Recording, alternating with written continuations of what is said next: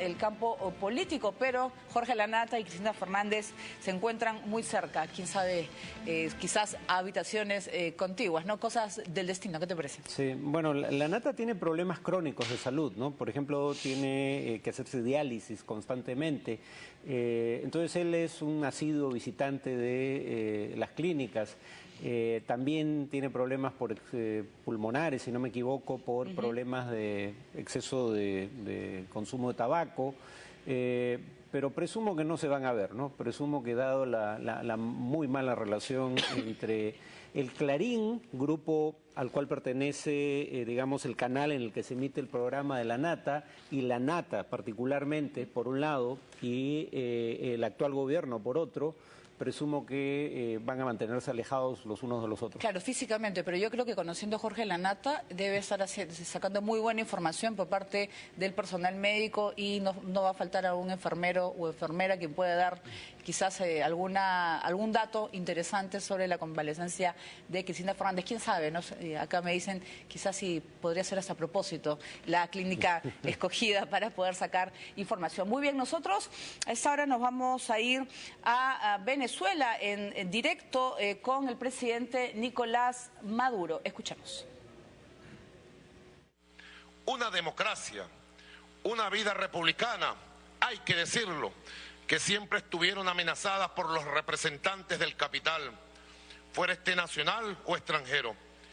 Primero, por el despiadado dominio colonial signado por el saqueo más bárbaro.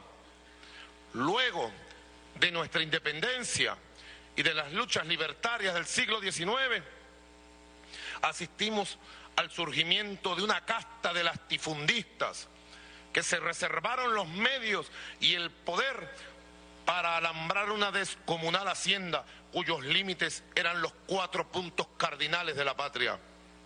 Y más tarde, con la aparición del petróleo, vimos emerger una burguesía y un empresariado que a la postre acabaron no solo con las riquezas, sino que lograron cada cierto tiempo hacerse de gobiernos cuya razón fundamental era velar los privilegios de aquellos sectores que negociaban el país a su antojo.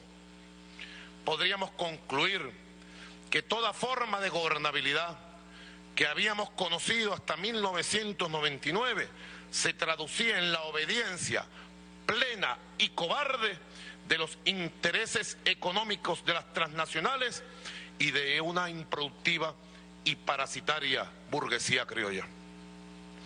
Vista en la distancia y en el tiempo, nuestra historia política, por consumar el ideal de la democracia, bien podemos comprenderla como un prolongado, sostenido y criminal atraco por parte de las clases dominantes a la nación, a sus riquezas y sobre todo a su pueblo, gracias a la corrupción, que con el correr de las décadas se fue agravando, convirtiéndose en una suerte de institución paralela legitimada por una impunidad que fue horadando la moralidad del país. No se requiere hacer un estudio demasiado profundo para advertir que entre los factores que han contribuido a tal deterioro nos encontramos con un Estado y unas instituciones que nacen y se desarrollan mediatizados por los intereses de ese capital dominante, como diría nuestro escritor Orlando Araujo. Presentación en el Parlamento de Nicolás Maduro, presidente de Venezuela, cuando se conoce que va a solicitar la llamada ley habilitante que le permitiría gobernar sin la necesidad de articular con el poder legislativo. Le llaman los superpoderes. Sí, es una figura que existe también en el Perú, por ejemplo, ¿no? La de permitir que por razones de celeridad y la importancia del problema, el Ejecutivo legisle con facultades delegadas por el Congreso, con cargo a rendir cuentas luego de lo aprobado, ¿no? El tema aquí, sin embargo, es el siguiente, ¿no? Cuando el gobierno menciona, porque estas son facultades delegadas para legislar sobre temas de corrupción, y cuando se habla de los temas de corrupción que preocupan al gobierno, la mayoría involucran a sus opositores. digamos, yo no dudo de que pueda haber corrupción en gobiernos locales gobernados por la Mesa de Unidad Democrática, pero cuando uno ve el país, el Ejecutivo ha estado 15 años en manos del oficialismo, del actual oficialismo. El Congreso ha tenido mayoría oficialista durante esos 15 años. El oficialismo controla el Poder Judicial. El oficialismo controla, si no me equivoco, todos los gobiernos, digamos, estatales, salvo dos. Entonces, decir que los principales actos de corrupción ocurrieron en esos dos únicos gobiernos estatales que no son oficialistas suena extraño. Si ese fuera el caso, la corrupción no sería un problema mayúsculo en el país, ¿no? La otra cosa es que para aprobar esta ley habilitante se necesitan 99 votos en el Congreso y el oficialismo solo cuenta con 98. Entonces, hay una acusación de corrupción a una parlamentaria de oposición que antes fue chavista y que habría cometido actos de corrupción cuando fue chavista, pero se descubren ahora que es parlamentaria de oposición. Entonces, el tema es que aparentemente la quieren desaforar el Congreso sabiendo que el que la sustituiría sería más proclive a votar a favor de esta ley habilitante. Pero digamos, lo que ahora hay es una psicosis en la propia oposición sobre cuál sería el congresista de oposición que le daría el voto 99 a el pedido de Maduro. ¿Qué otros temas? Por ejemplo, estaba yo leyendo sobre el tema económico. ¿Qué podría aprobar o buscaría aprobar Nicolás Maduro? Acaban de destituir al ministro de Finanzas, o por lo menos ha salido del grupo de consejeros del presidente, lo cual es un síntoma, algunos creen peligroso, porque era visto más bien como un pragmático. Y yo espero que el gobierno de Maduro sea consciente de que si bien le es políticamente útil el discurso según el cual los problemas económicos de Venezuela son producto de un sabotaje deliberado del imperialismo y la derecha local, espero que se dé cuenta de que eso es un discurso político y no es la verdad, porque si actúa sobre la economía pensando que lo que ocurre es producto de un sabotaje, va a empeorar aún más la situación. Habría que decir que otros países miembros del ALBA o incluso gobiernos de izquierda cercanos, aunque no miembros del ALBA, como la Argentina, van a tener este y el próximo año un desempeño económico bastante mejor que el venezolano. Entonces habría que creer que el sabotaje es solo de la derecha venezolana y en cuanto al imperialismo estadounidense solo contra Venezuela, y los demás países del ALBA no son víctimas de este sabotaje, para entender por qué el desempeño económico de Venezuela es tan inferior al promedio regional. Muy bien, y hablando de economía, el informe Perspectivas Económicas Globales del Fondo Monetario Internacional ha rebajado 3 décimas las proyecciones de crecimiento en la región. En el resto del mundo el panorama también es sombrío. Durante las reuniones anuales del Fondo Monetario Internacional y el Banco Mundial, se ha presentado un informe de perspectivas económicas globales que prevé un panorama económico sombrío para América Latina y el resto del mundo. El organismo rebaja 3 décimas a su previsión de crecimiento del Producto Bruto Interno en América Latina para 2013 y 2014, con un 2,7% y 3,1% respectivamente. Paraguay es el país del continente que crecerá más rápido este año, con un astronómico 12%, aunque se moderará bruscamente al crecer 4,4% en 2014. Luego siguen Perú con 5,4%, Chile 4,4% y Ecuador 4%.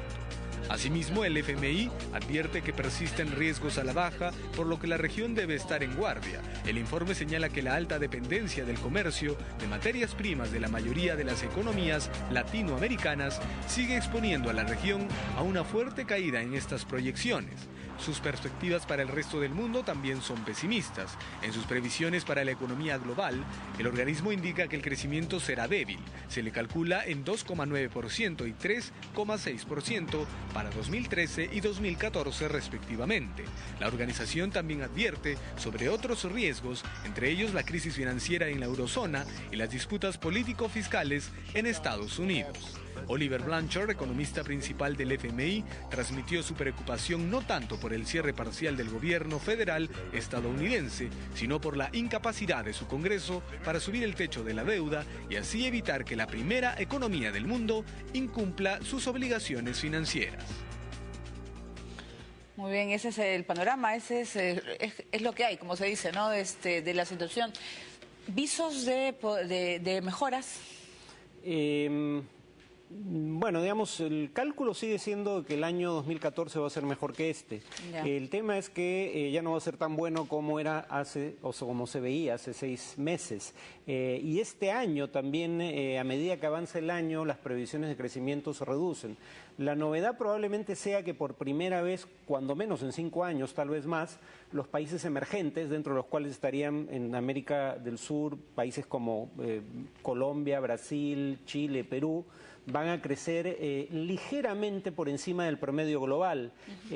Han estado creciendo a tasas muy superiores al promedio global, eso dejaría de ser cierto el próximo año. Y para países como el Perú, pero en general la región, hay dos fenómenos que probablemente afecten de maneras opuestas sus economías. Uno es, si las economías de países desarrollados no se recuperan, los precios de las materias primas que exportamos no se van a recuperar tampoco, pero a su vez si se recuperan las economías de esos países se va a retirar el estímulo monetario que se había aplicado hasta ahora, y eso va a hacer que capitales que habían venido en busca de mejores rendimientos a países emergentes como el Perú regresen a su lugar de origen. Entonces puede haber tendencias, dependiendo de cuáles sean las tendencias que prevalezcan, puede el efecto ser positivo o negativo para nuestra región, sin contar el hecho de que hay incógnitas políticas que todavía no se despejan, como si Estados Unidos va a entrar en default o no. Si Estados Unidos entra en default, todas estas previsiones van a tener que revisarse a la baja en menos de un día. Bien, nosotros vamos con otras noticias. Los 4 integrantes de un grupo musical vasco del Lorian han sido liberados en México tras ser víctimas de un secuestro virtual. Los músicos del País Vasco han sido liberados en Ciudad de México, donde la semana pasada participaron en un festival de música electrónica. El secuestro virtual o ficticio es muy habitual en México, en que la víctima es engañada por falsos captores que a través de contactos telefónicos logran mantenerlo encerrado en un lugar bajo amenazas y extorsiones mientras piden un rescate a la familia. En el caso de este grupo vasco, los músicos fueron alertados por teléfono de que tenían que abandonar el hotel en el que se alojaban en la capital mexicana ante la existencia de un peligro para su seguridad. Luego se dirigieron a un lugar donde les esperaban los captores, que les retiraron obviamente los móviles para evitar que se comunicasen con sus familias, a quienes reclamaron un rescate de más de 1 millón de euros. La liberación se ha producido mediante una acción policial después de que los artistas permanecieran 48 horas secuestrados en un lugar que se desconoce. Muy bien, como vemos, estaba un nuevo tipo de secuestros que hace mucho daño a México, ¿no? Y que, sobre todo, si esto pasa con artistas conocidos, todo puede haber quizás una manera de no viajar a ese país para dar giras, ¿no? Claro, lo peor es que no llegan propiamente a ser secuestrados, pero son intimidados por gente que se identificaba, en este caso, como miembros del cartel de los Zetas. Y claro, tal vez estén mintiendo, pero si te están hablando del cartel, uno de los carteles criminales más grandes del mundo y probablemente el más sanguinario, tú prefieres no correr riesgos de hacerles caso. Lo que acá delató a los presuntos captores, que en realidad no eran tales, es que empezaron pidiendo 300.000 euros y terminaron aceptando 10.000.